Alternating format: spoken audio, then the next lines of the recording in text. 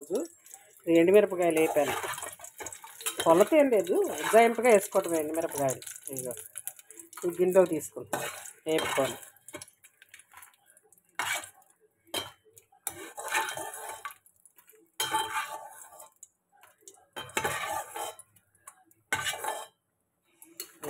ఎండుమిరపకాయలు పక్కన పెట్టుకోవాలి.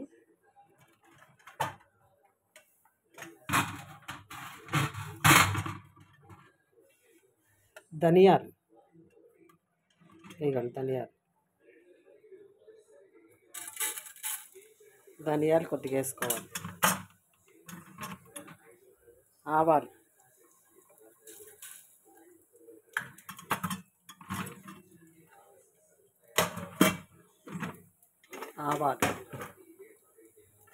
ఇవి వేపుకోవాలి.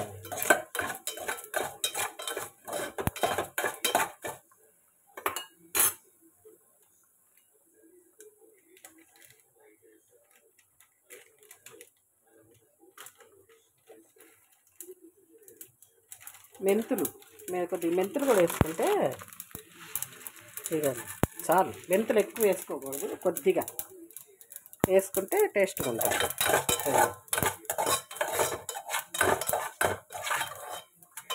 ఏగిన చూసారా, ఏగితే కమ్మటి వాసన వస్తుందండి.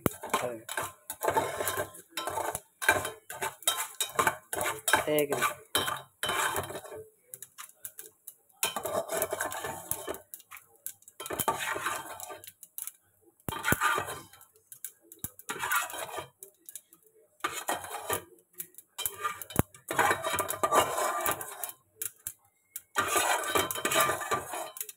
అయ్యో కదా, అయిపోయింది. ఇప్పుడు దీంట్లోకి గోంగూర వేసుకుందాం. ఇదిగోండి గోంగూర వేసాను. గోంగూర కలుపుకోవాలి అడుగుది పైకి.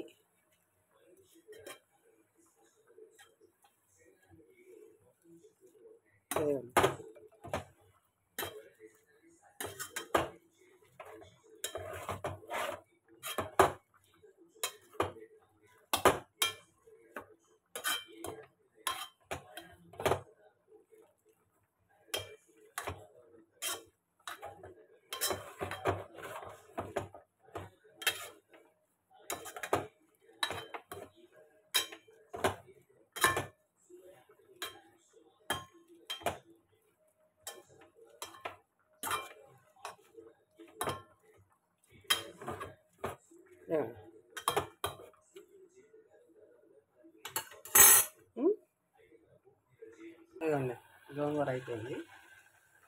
దీంట్లో వెల్లుల్లిపాయలు కూడా వేసానండి. వెల్లుల్లిపాయలు వేసుకోవాలి, జీలకర్ర వేసుకొని ఇది మొత్తం దంచేసుకోవాలి ఉప్పు వేసుకొని. దీంట్లో ఒక ఇంత చింతపండు, ఎక్కువ వేయకూడదు, ఇంత చింతపండు వేస్తే ఒక రకమైన టేస్ట్ వస్తుంది, బాగుంటుంది పచ్చడి. చింతపండు వేస్తున్నా చూడండి.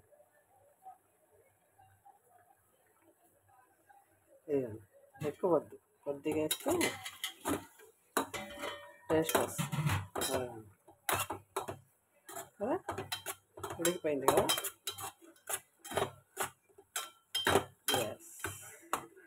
అయిపోయింది. ఇప్పుడు దీంట్లో ఇది మనం రోట్లో వేసుకొని దంచుకున్నాక ఇది ఉల్లిపాయ ఉంటుంది సరే, పెద్ద ఉల్లిపాయ, ఆ ఉల్లిపాయ చిన్న చిన్న ముక్కలుగా కోసుకొని పెట్టుకోవాలి. పెట్టి గోంగూర పచ్చడి రెడీ. మీకు పచ్చడి చేసినాక భోంచేసేటప్పుడు చూపిస్తాను నేను. చాలా బాగుంటుంది, అందరికీ తెలుసు, తెలియదని కాదు, కానీ టేస్ట్ ఉంటుంది అన్నమాట. అది గోంగూర పచ్చడి చేసినాక చూపిస్తాను.